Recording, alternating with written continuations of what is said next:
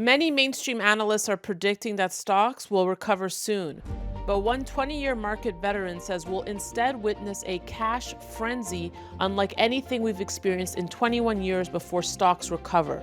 And he's urging Americans not to buy a single stock until they see it. According to Dan Ferris, who gained acclaim for predicting the Lehman Brothers crash in 2008 and calling the top of the NASDAQ in 2021, this is the number one most important thing to pay attention to for 2023. And he's not talking about another market crash, politics, or inflation. As all this unfolds, the financial consequences could last for several decades if you don't understand what's happening. There will be winners and losers. Now is when you decide which one you'll be. This is why I strongly encourage you to read about his warning totally free today. Get the facts yourself. Go to marketdisaster2023.com to get your free copy of this report. You can learn how to get his 4 steps to prepare for what's coming. Again, that's marketdisaster2023.com for your free copy of his new report.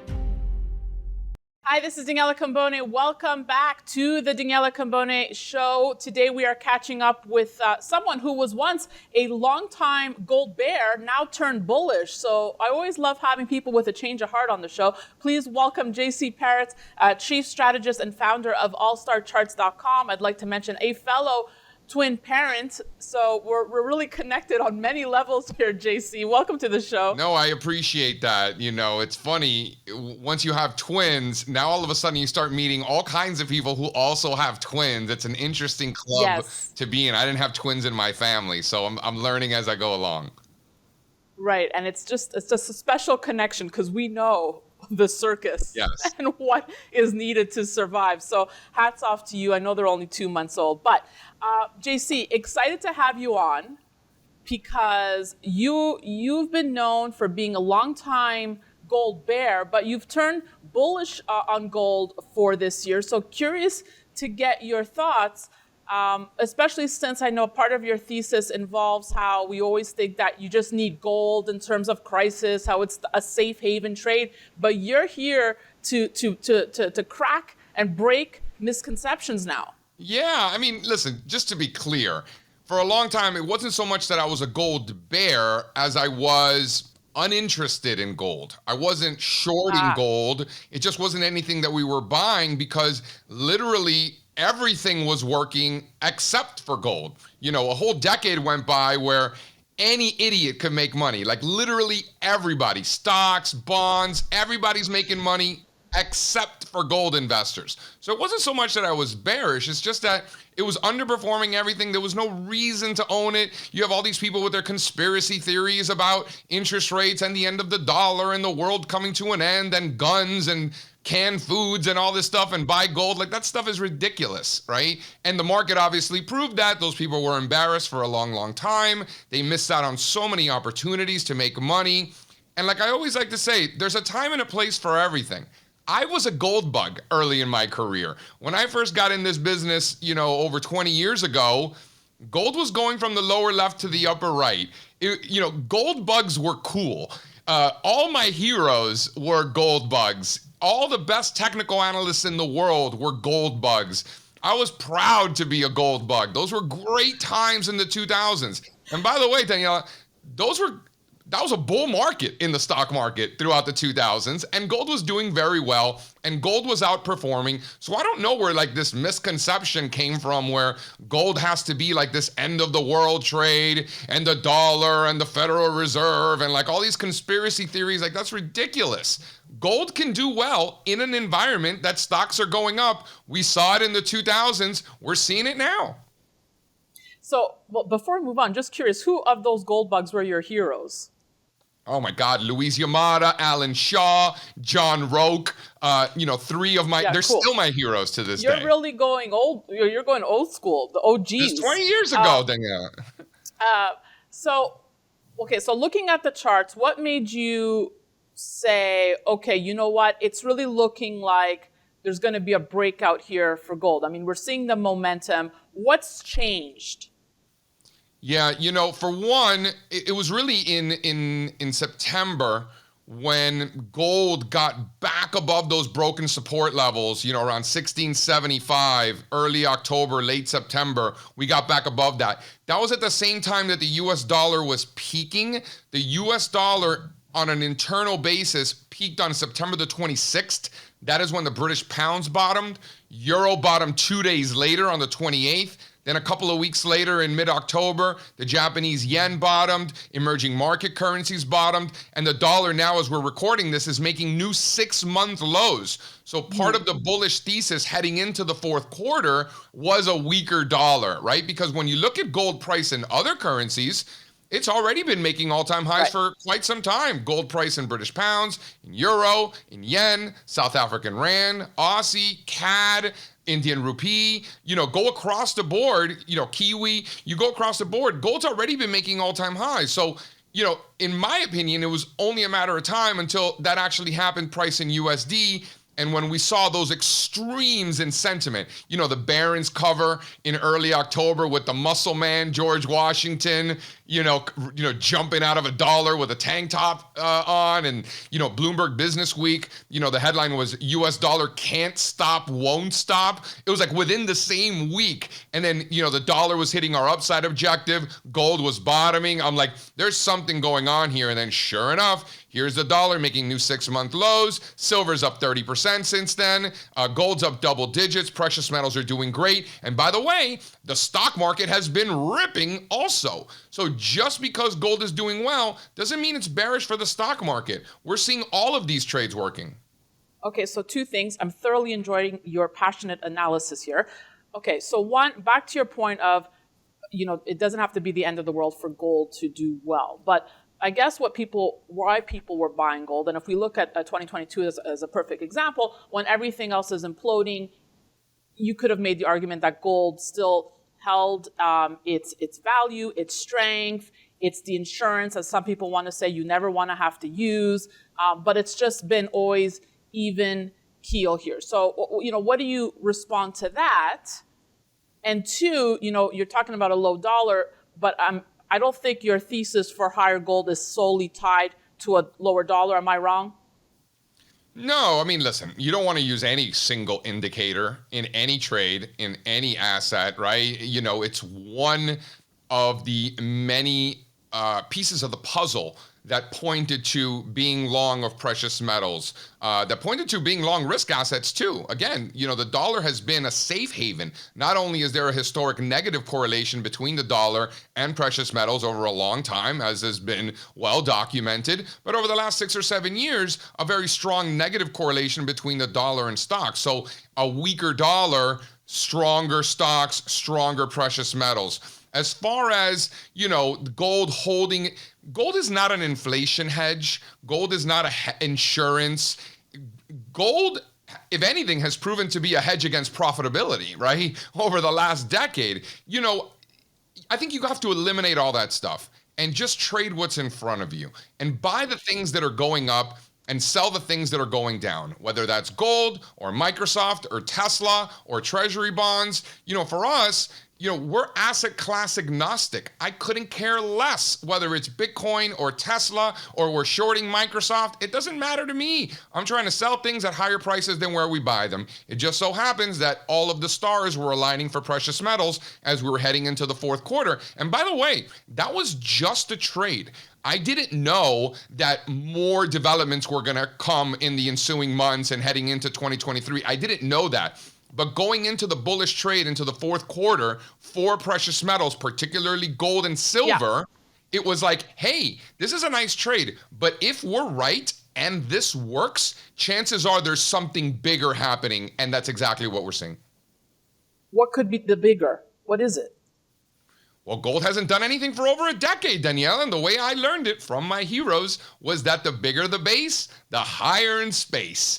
And, when something does nothing for so long, you've got a lot of frustration. You've got people throwing in the towel. You had your historic inflation print, something we hadn't seen in 40, 50 years, and gold went down.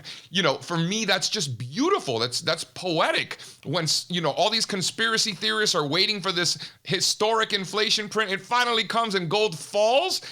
I think that narrative was finally put to bed. You had these longtime gold bugs just say, oh, just throw in the towel. Nothing's ever going to work. And that's when it starts working. So I Interesting. think this is really just the beginning. And if we've learned anything about gold, and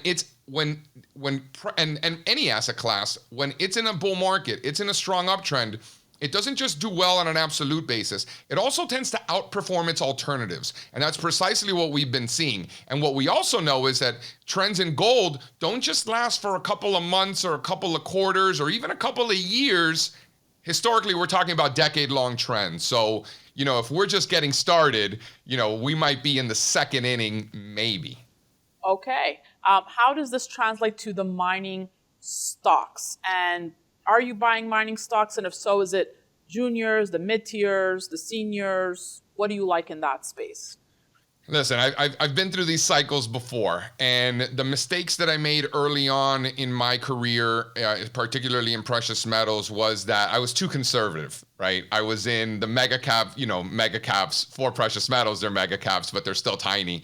The large caps, if you will, the ETFs. That was my method of taking advantage of the uptrend. And I thought I was so smart, and I thought I was like such a hero. And then I would chit chat with my buddies over in Vancouver, and they're like, yeah, we had a 30 bagger on this little junior miner or this 50 bagger. Right. And I feel like a dummy, right? So I've gone through this before. So this cycle, I said, not again. I've learned my lesson, and I went down the market cap scale. I went down the risk, further down on the risk curve, if you will, looking for that beta.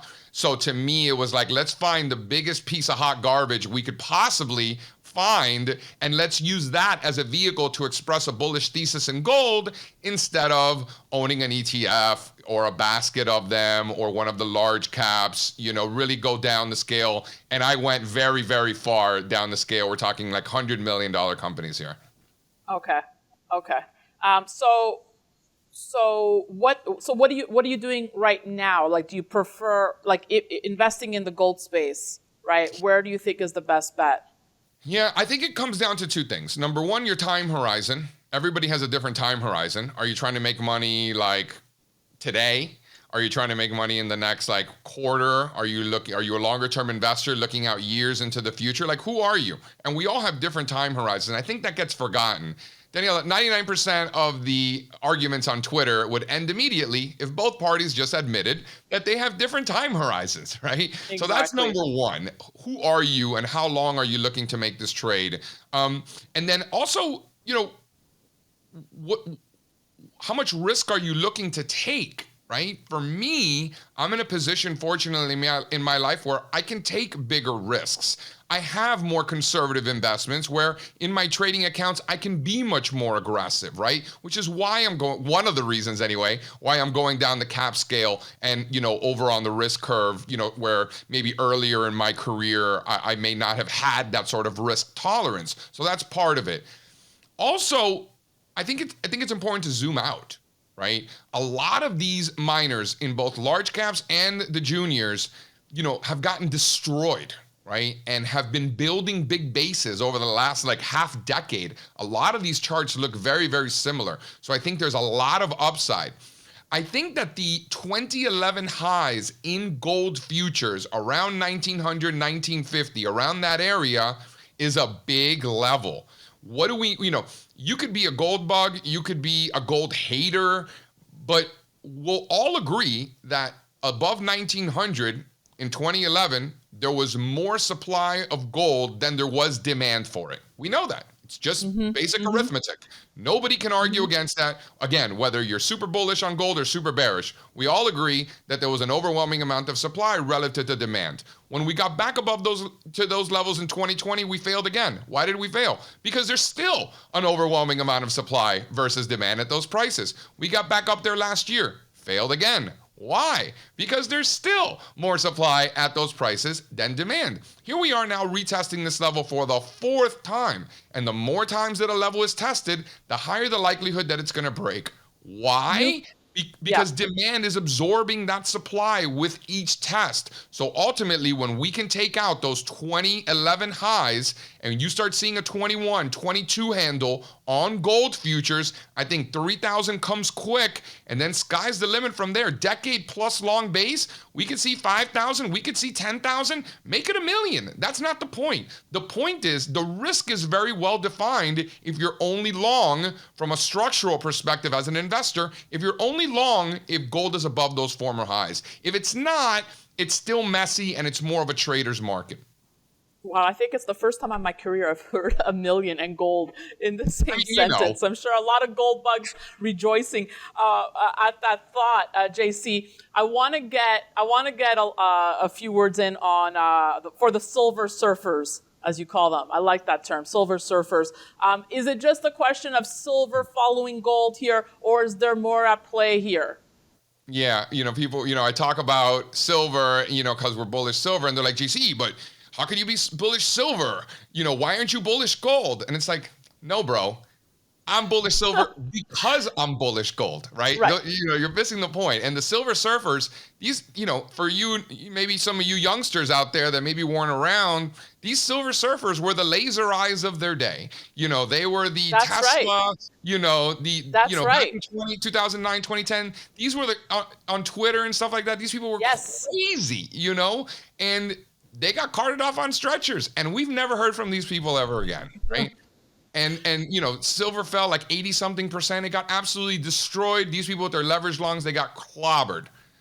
But so when gold is doing well, silver is going to outperform, right? We've seen that over time. Silver is the higher beta, higher volatility. Silver outperforms gold when precious metals are doing well. Now, on the other hand, when precious metals are under pressure, silver gets destroyed. So the beta works in both directions. So if you're bullish gold, I think silver is a great way to take advantage of that, particularly if it's above 21. Listen, if you want to just put the gold chart aside, put all the other stuff aside, forget the dollar, and just focus on silver. If silver's above 21, you stay long. It's that simple. I know. I feel the pain of the silver surfers, JC, because they always felt like they were just chasing gold, but also they're waiting for the demand of solar panels, electric vehicles, whatever to take off. That was the story. Like once that starts getting in mass usage, that's when we'll see the industrial component of silver just shine through.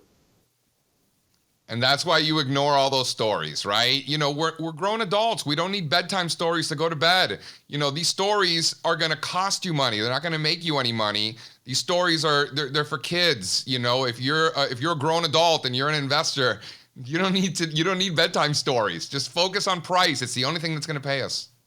Okay. Do you like anything else before we get out of the commodity space here? Platinum, palladium, does anything else appeal to you that you're like, this could be it? Yeah, I mean, listen, they're messy. They're not as clean as some of the others. A lot of the miners themselves are messy. Also, they've got work to do. I like GDX long above 31. You had the XAU, which is the old school Philadelphia gold and silver miners index. Only true old school gold bugs know about that one. The kids these days, they don't know, Daniela. They don't know. They don't know about the Philadelphia Gold and Silver Index. That was the first one to get above that broken support in November. And the GDX just got above 31 now over the last couple of weeks. So to me, that's the level. If you want a clean ETF to take advantage of this trend, if GDX is above 31, I think you can own it very aggressively. Below that, it's a little messy. Above 31, it's clean. I like it long. I think it gets back up to the mid 40s. You're looking at a 50% move there on the ETF. You're really going old school today. I would have brought my Beastie Boys t-shirt, JC. You're really bringing us back. It's been a long time, Daniela, since, it used to be, kids these days, they don't know. It used to be cool to be a gold bug, believe it or not. Like the kids don't believe me, but it's true. Oh, I know. I still think I'm kind of cool though, but I don't know. Okay. Let's get your thoughts on Bitcoin. Is this the reversal everyone's been, well, at least the Bitcoin, what do you call them? Laser eye people have been waiting for. What's your take on Bitcoin, JC? Yeah, sentiment has just, got so bad. We talk about Talking the about magazine stretchers. covers in Yeah. Bloomberg and in Barron's for the U.S. dollar. We've been seeing the same thing in cryptocurrencies and Bitcoin in general. A lot of bad news, and to me, it's very simple. We talk about the gold trade, how we want to be long if we're above the prior cycle's highs, right? We talk about, Mhm. those 2011 highs. It's the same thing in Bitcoin and Ethereum, but that peak was at the end of 2017, early 2018. Remember, like the holidays of 2017, your drunk uncle asking you about how to buy Bitcoin and all that stuff. I remember my high school buddies texting me, JC, which cryptocurrencies should I invest in? Right. Not Right. whether or not they should invest in cryptocurrencies, but specifically which ones. And my Right. grandmother, abuela, is like, asking me like in Spanish, like, what's this new currency? I'm like, abuela, this is not a new currency, and I should probably be selling my Bitcoin. In fact, the Wall Street Journal called me and was like, hey, JC, why are you selling your Bitcoin? I'm like, because my You're like, cause my grandmother's asking me abuela. about it. That's why. And they Right. actually published that in the journal, which is hilarious. But it's those cycle highs.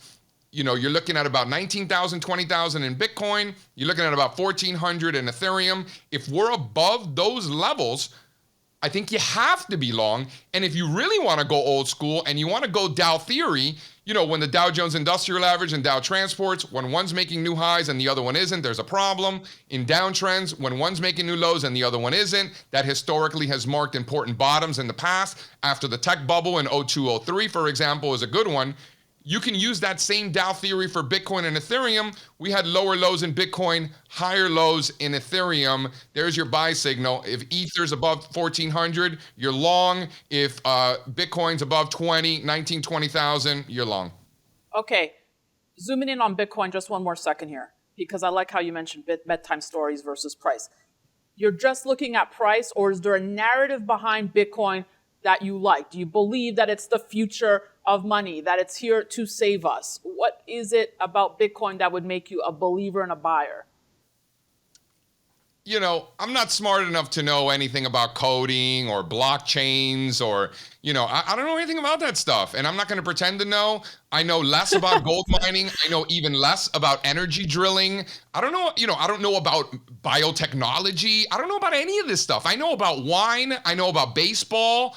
And like, that's it. Right. So I try to stay in my lane. I know how to analyze supply and demand. I know the way the market behaves. I know how crazy humans are. And I know our anchoring bias. And if we are above those former highs in Bitcoin and Ethereum, I think you have to be long. If we're below those former highs, leave it alone. Same thing with gold. If we're above those former highs from 2011, you have to be long. If we're not, you leave it alone. For me, it's that simple. And that way, you don't have to listen to the news and, read the stories. You could just listen to some good music. Beastie Boys, for example. Let's zoom out for a second, because I'm curious to get your thoughts. I know you're bullish the S&P. You say, if the Dow, you're bullish equities. You're saying if you take out the noise, take out Amazon, Tesla, everything else, apart from the growth stocks are looking good, right? So talk to me a little bit about your thesis here, and then you'll see where I'm going with it. So first, how you see the S&P set up?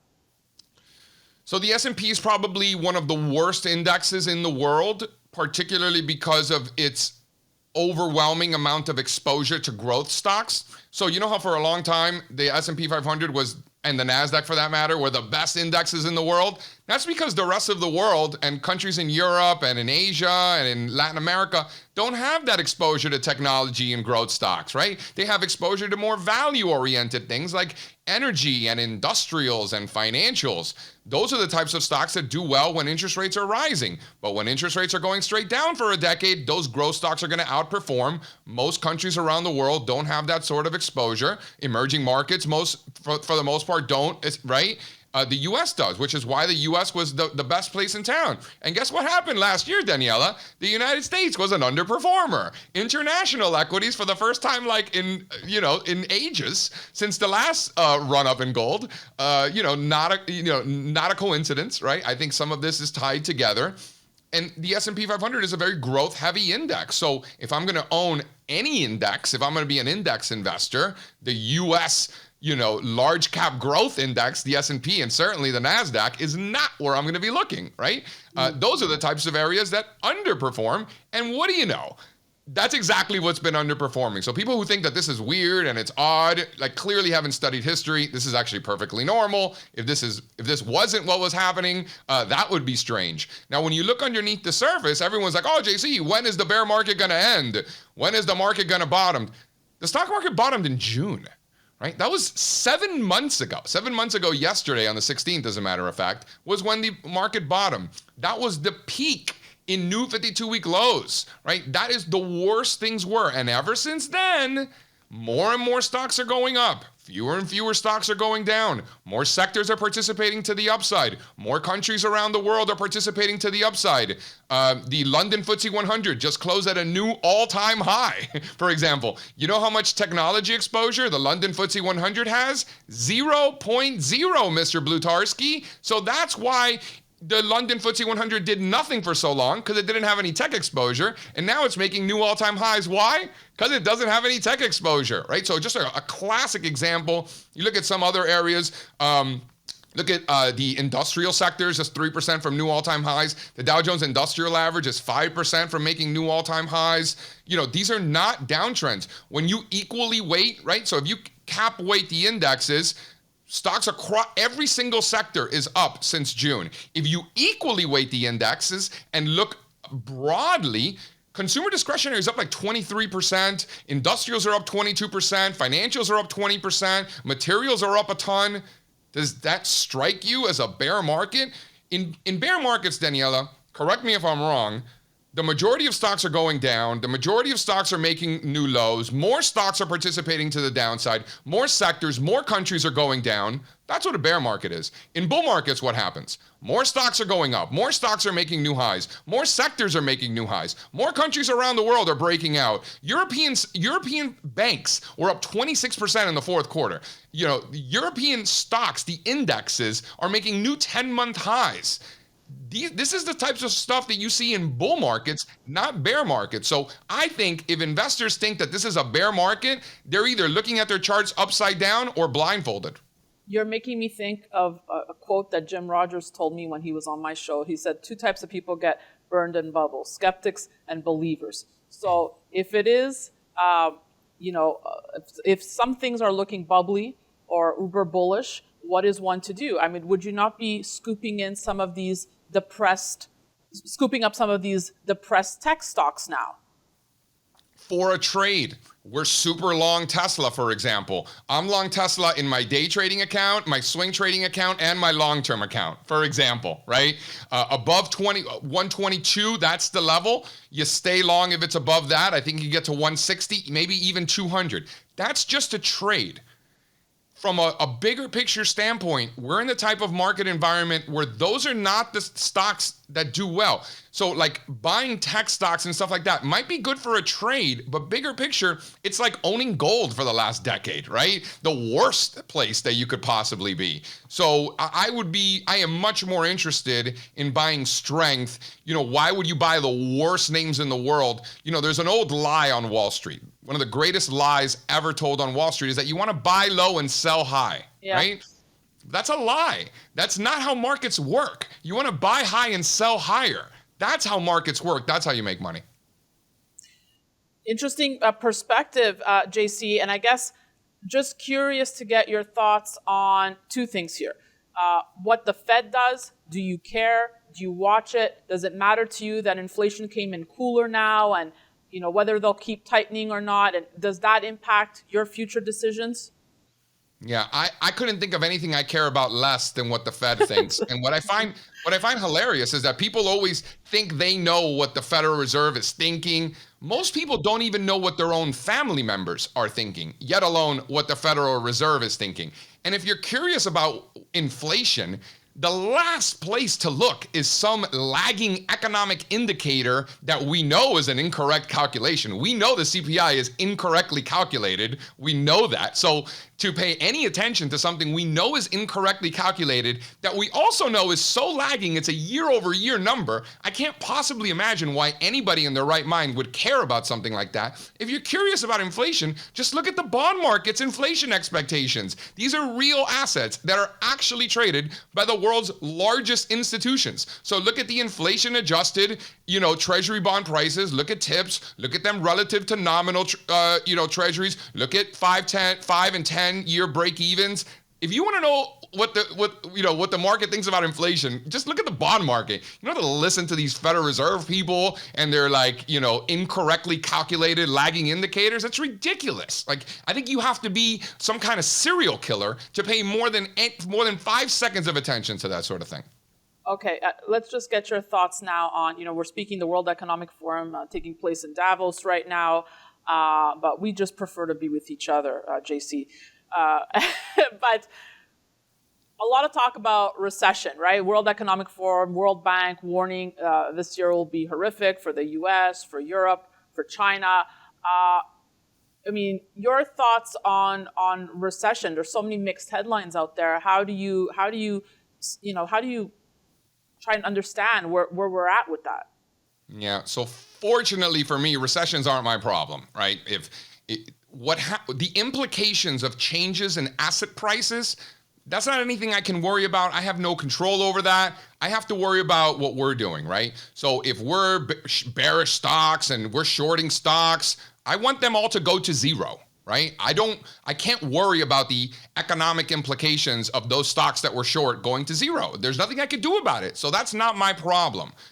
Also, we know historically that recessions and good times in the economy or whatever, again, those are the implications of changes in price movements and are incredibly lagging. So those things aren't anything we care about. They're not anything that we think about. Now, if we're having drinks and we're at a bar or a dinner and we're just, talking, people are like, yeah, there's a recession coming. I'm seeing consumer discretionary on an equally weighted basis up 23% in the last 7 months. Doesn't look like a recession to me. You got the Dow Jones Industrial Average 5% from a new all-time high.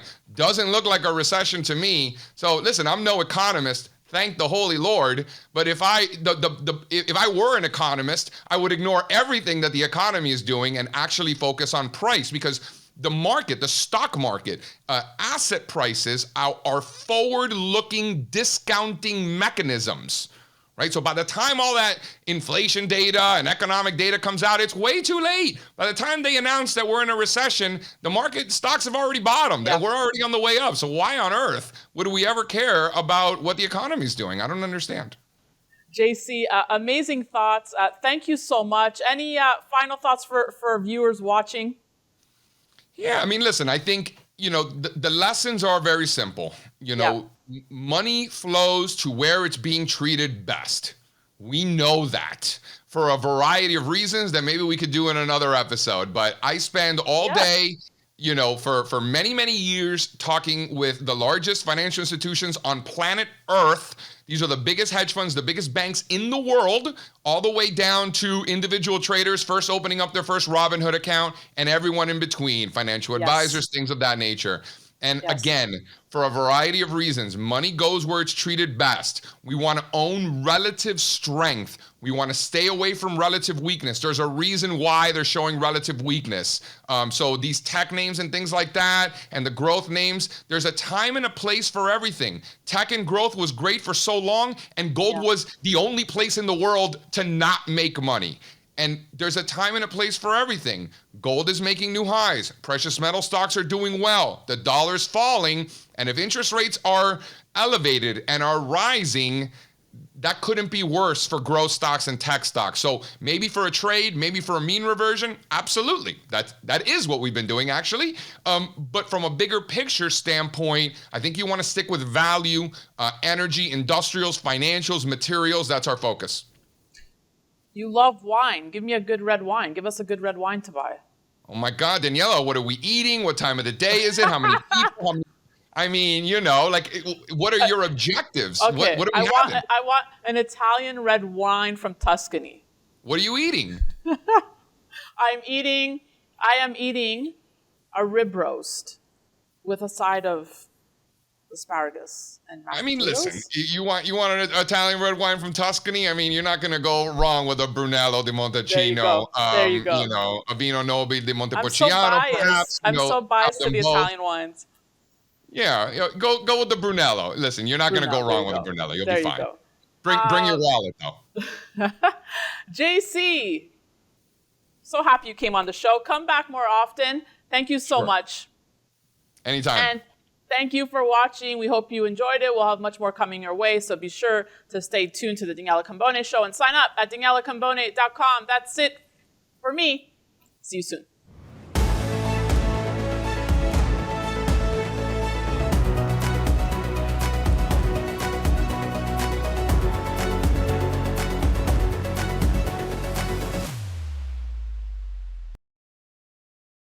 Opinions expressed on this program are solely those of the contributor and do not necessarily reflect the opinions of Stansberry Research, its parent company, or affiliates.